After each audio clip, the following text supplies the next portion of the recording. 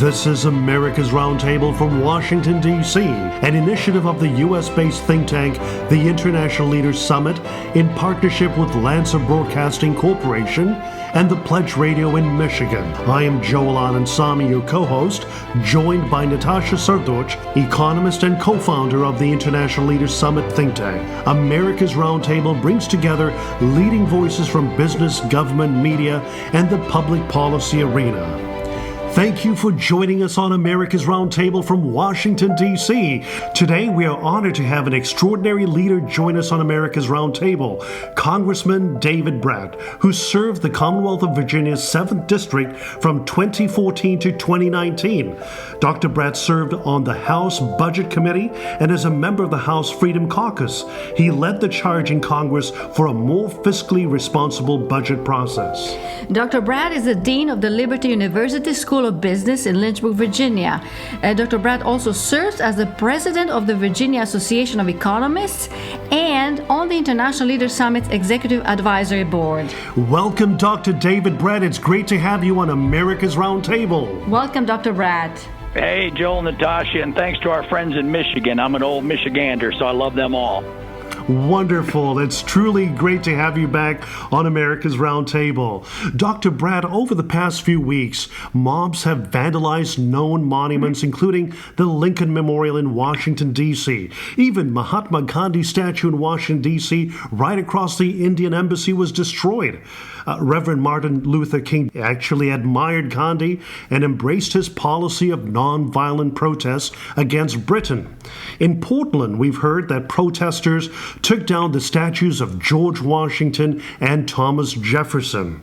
In our free society where the rule of law is foundational, we find ourselves in a situation where we are witnessing mob rule, which is bent on fueling chaos in American cities and causing mayhem and destruction of public property and private property. Dr. David Brat, what are your thoughts when you see the images of mob vigilantes tearing down statues and destroying them, and what do you think is their goal or the end game that they seek? Yeah, well, great question. And I think the first thing to note is that this new mob thing is not spontaneous, and it's not just evolving regionally. It burst onto the scene globally. And that tells you there is a very significant amount of planning going on. And so next you say, well, who are the planners? And so you have to identify the philosophy behind this. And at first it appears it just is nihilism. But it's not. And when you go over the statues that have been knocked over, it includes, as you said, Gandhi. Well, what does Gandhi stand for? Gandhi stands for peaceable protest, nonviolent resistance. He and Martin Luther King and Reinhold Niebuhr were all associated, read each other, highly educated, and they fit into the broader scope of the Judeo-Christian West.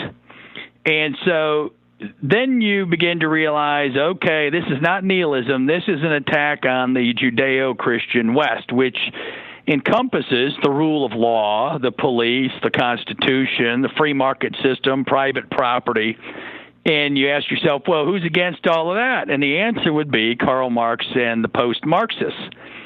And Marx, of course, set up the first identity politics, which involved the capitalist versus the worker.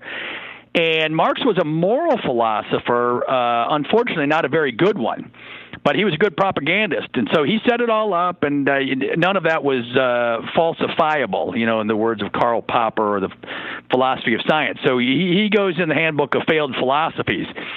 But his legacy is still with us in the hard left.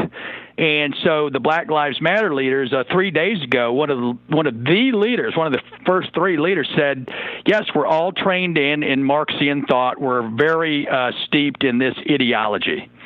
So it's no longer theoretical. They say so on TV. And what does this mean? Well, this is a rejection of God, of any ethics. And for the naive Americans out there, and I used to be one, if you think the command of do not kill is universal in scope and ethics, you are wrong. There are people who have no God and no ethics and no philosophy. And the Marxian system is just that system. And so that's why Americans are caught flat-footed. They cannot comprehend a system that includes evil in the system and a rejection of God and ethics. And so that's where we're at. That's my analysis of what's going on, roughly speaking. And as you look at what's happening within the United States with our leadership, a great number of leaders on the center right are apparently looking the other way or not actually standing up and saying things. So what is your message to those on the center right, and what sort of actions should they be taking? Yeah, well, you're right. The only huge name, I mean, not the only one, but the significant name is Tucker Carlson, has been a true saint in the news and held his ground rationally. But yeah, the Republican leadership in the House has been crickets. The leadership in the Senate has been crickets, absolute silence. They're all looking at November, and they're scared stiff of the suburbs, and they don't want to lose any seats. And this is just a continuing logic from them. We'll just give a little bit, okay? So there comes a time when you're going to give a little bit, and you just gave up the last bit of your country. And when you give up the First Amendment, as the New York Times shows, right, they just booted their opinion editor because the young people took over. And your First Amendment shot, and then the Second Amendment shot, and you got the left taking real estate in Seattle and the University of Chicago and Kentucky. They're taking real estate, and the conservative think tanks and politicians are saying, well, the left contradicted themselves rationally. Well, duh. We know that. They're also taking real estate, and they have no ethics. Did you miss the memo on Marx? And so, yeah, this is a time for action, not for reflection. We're way past that. Everybody knows what's going on now, and President Trump is finally sending the right signal on real estate right in Lafayette Park in front of the White House. No more. And he's sending out further signals across the nation. But he needs the Republicans who are hiding under their desks, and the business leaders, by the way, who have all been way too eager to put Democrats in some of these Republican seats. And, hey, business folks, how are the free markets working for you these days? How's your political wisdom been? When you give up freedom, how's your business going? And unfortunately, the answer is not so good. So it's time for some folks to grow backbone and rejoin America. The good news on the economic front is that the worst economic shock is behind us, and the U.S. economy is showing signs of recovery. As we've seen last week, U.S. retail sales rose by record 18% in May. Stock markets jumped on the news of the increased retail sales. 2.5 million jobs were added to payrolls in May, and May's unemployment rate dropped from 14.7 to 13.3%. However, the economic recovery is not even, and let us just briefly focus on Michigan. Based on John McCormick's article published in the Wall Street Journal this past week under the title, I quote, "Coronavirus job and death toll is widespread in Michigan. We are talking about a very deep hole." Unquote. According to this analysis, which combined the metrics of unemployment and death rate data from COVID-19, almost a quarter of Michigan's counties are among the top 20% nationally for both increase in unemployment from a year earlier and deaths per 1,000 residents linked to COVID-19. Michigan had the nation's third highest unemployment rate in May, 21.2%. Dave, what would your advice be to get Michigan's economy back on track faster? Yeah, well, at the national level, it looks like we're going to get a little bit of a V-shaped recovery. We're having a good pop back up in the short run, but the Federal Reserve, they got $7 trillion on their balance sheet now, I think. And so in the long run, all these states are going to have to start behaving like Republicans. And, of course, they never will. And so, Michigan has had their chances. They've tried to do revivals and get the free market spirit going, but the blue part of the state has dominated the red part. And hopefully Americans are going to learn here, right? I have some sense that there could be a big turn politically coming up our way. This last bit of news over the past few weeks with the riots, et cetera, I think with Nancy Pelosi doing the theatrics has shown everybody what the Democrats stand for. And so, if you want identity politics and chaos and your kid to grow up poor, you got your party. And so, the counsel is just obvious, right? You just got to get back to the rule of law, and you've got to incentivize work instead of leisure. And the number one thing we can do, right? Everybody's talking about inequality. Well, the high school wage rates were growing the fastest under Trump. The lower income folks were growing faster than the rich for the first time in 4 decades. Mm-hmm. And if you really want to expand upon that, you got to get rid of the monopoly in the public school system.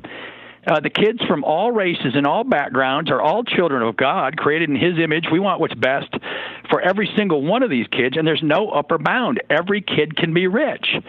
So the fact that they don't know what cybersecurity is, and they don't know what IT is, and IS, and computer science, and all the skills that they'll make $100,000 because the public school doesn't even know what they are, we're way behind, and that's the best way you can help these kids. Give them a future, give them the skills. They'll get a job. If you know cybersecurity at the end of high school, you'll get a job your first year out, period.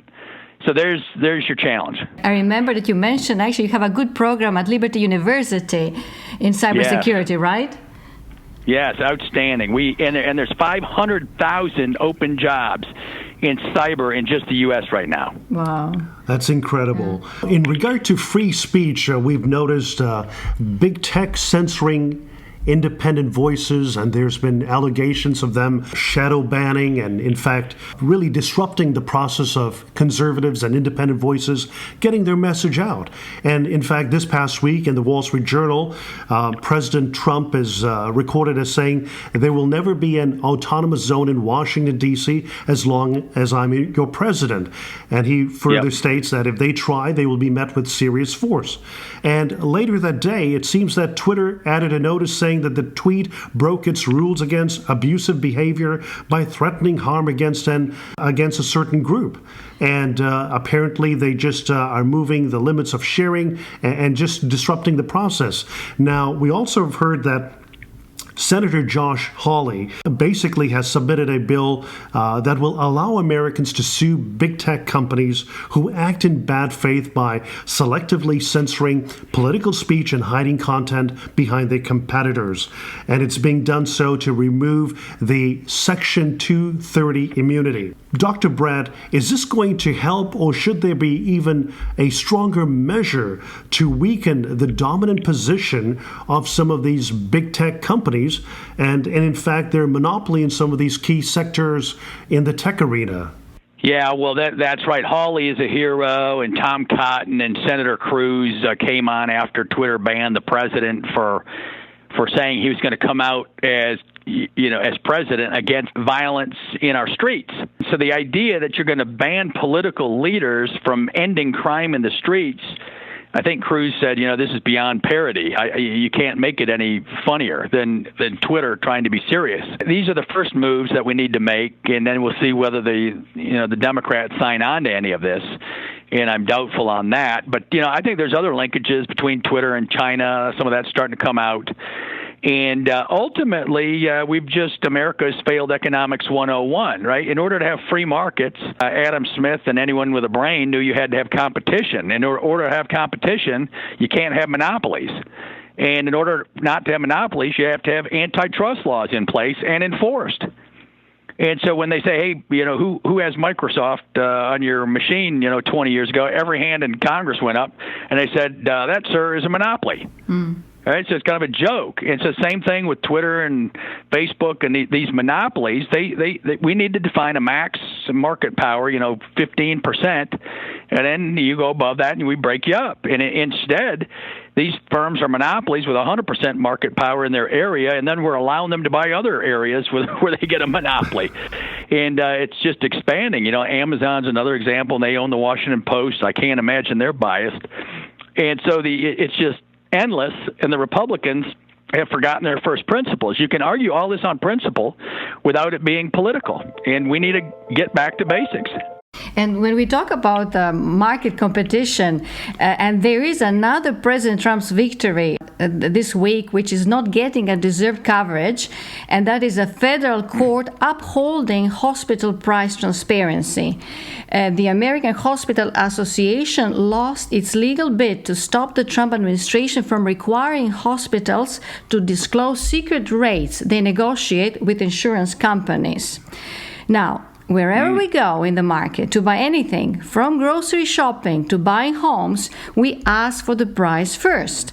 What principle are these hospitals led by to dare hide their price of care, which is paid by us in two roles, as patients and as taxpayers?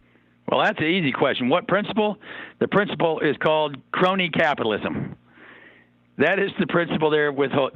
Their principle is the principle that if you are rich and you're an industry that is huge and there is no competition because it's all regulated under Obamacare, and you hire a lobbyist for $1 million, and that lobbyist adds one line of code into the federal budget or health code that gets you $1 billion, any economist would say that's a highly rational move and you should do more of it, not less.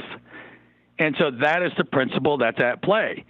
Until I can't believe you just mentioned this good news, right? So now there's some transparency law where at least people get to look at what the hospitals are doing, and it's the biggest racket there is, right? I mean, they're price gouging over in one area because they're taking losses that are also forced upon them by the government. They don't want to have to admit that.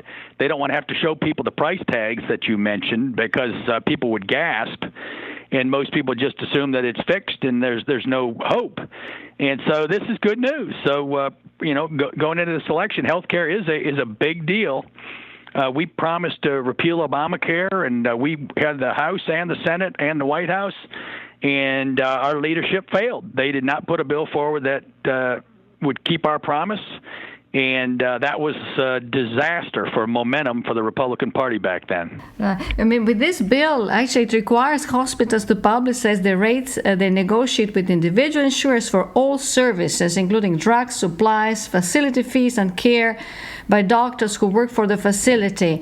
It is scheduled to take effect in January 2021, and there's still a possibility of an appeal, so it's not a final decision. But this would, I hope, and we hope that this will be recognized by American people, that this is something that should be done.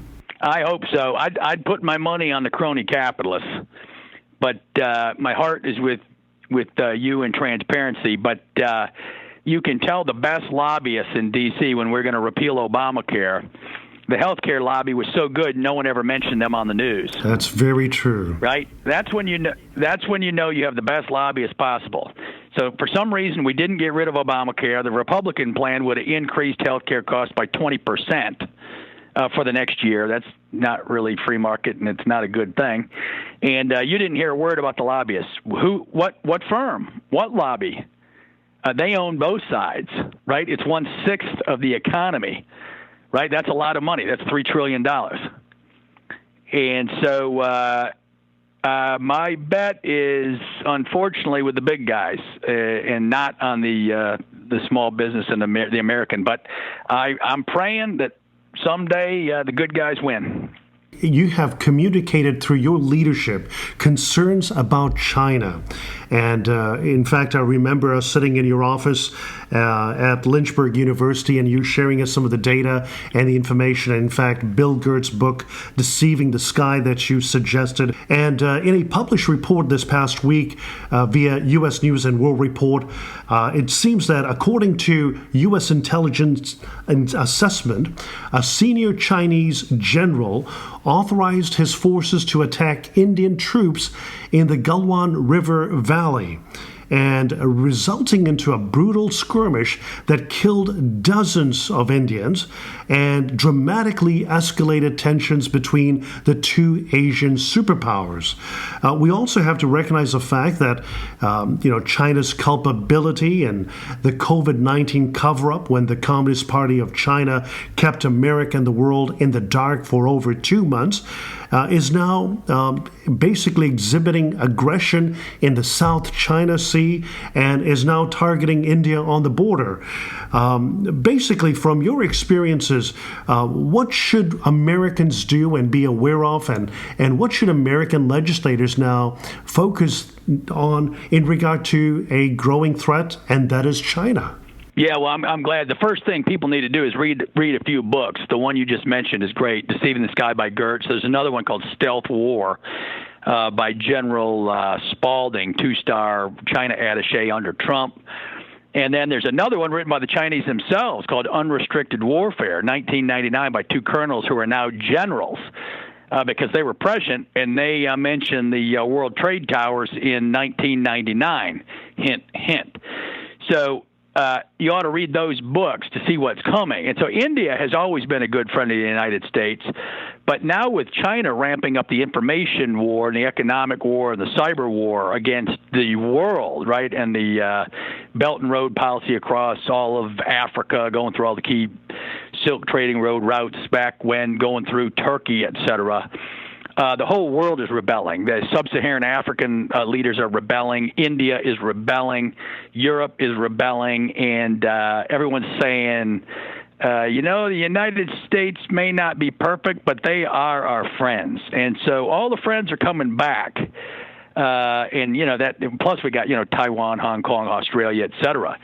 And so the good guys are all getting together, and everybody knows what China is up to. And so it's serious business, right? China knocked one of their satellites out of the sky about 10 years ago and sent a signal. There's now a giant trash heap going around the Earth, by the way. Mm-hmm. And what does that mean? That means they're sending a signal that they can take out satellites, which means they can take away your banking system and your financial system tomorrow. And the GPS as well, function. Right. And then GPS and anything you're relying on, right. And so that's one signal. Then they're pinging India with over 1 billion people. I mean, the arrogance is just incredible. But I think it's because Xi Jinping is in trouble. Everybody ought to also. There's a guy that's got independent data on China called the Beige Book, the China Beige Book. And 18, they started showing some economic weakness. By 2019 third quarter, the red lights are on, all blinking. Negative. And what happens in the fourth quarter of 2019? The COVID virus appears. And so I'm not a conspiracy theorist, but I don't believe in coincidences like that either. Xi Jinping is under enormous pressure. They promised to feed the Chinese and take care of the people, and their economy is showing huge problems. And if you want to know what the problems are, you can go Google a thing called the impossible trinity in macroeconomics. It's the offshoot of the Mundell-Fleming model. And if you're serious about wanting to know what's going on in China, go research that thing, and you'll see they're falling apart on capital inflows. To the point, and the evidence there is they're willing to give up Hong Kong as their world trading hub and their dollar hub because they know their attempt to go toward a service economy and a consumer economy has failed. And they cannot repeat the public sector investment, right? You can build one airport and it has a high rate of return, but by the time you get to the third airport in the same city, the rate of return's low. So China is tanking right now. Their growth used to be 9, 8, 7, 6, 5. Now it's sub 5. And I'm talking about the rebound, right? Not this year when they're in a pandemic. And they've lost credibility, and Xi Jinping is fighting for his life. So what do? You go to war with external enemies all over the place, and that's what he's doing. Dr. David Brat, it's always a great pleasure to have you on America's Roundtable, and our listeners across America, and specifically in Michigan and the Midwest, they truly appreciate your concise and insightful comments, and we truly appreciate you being on America's Roundtable. Yes, we truly appreciate having you with us. Thank you very much. I just want to say hey to my Michiganders. I was born in Detroit and grew up in Elma and went to college in Holland, Michigan with the Hope College Flying Dutch. And so hello to Michigan, and I got friends all across the country as well. So God bless everybody, and thanks, Joel and Natasha, for all you do. Thank you so much, Dave.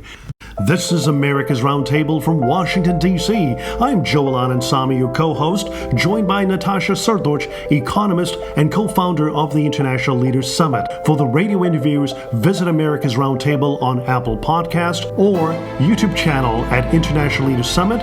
Our website is ileadersummit.org. Follow us on Twitter, iLeaders Summit, Facebook, International Leaders Summit.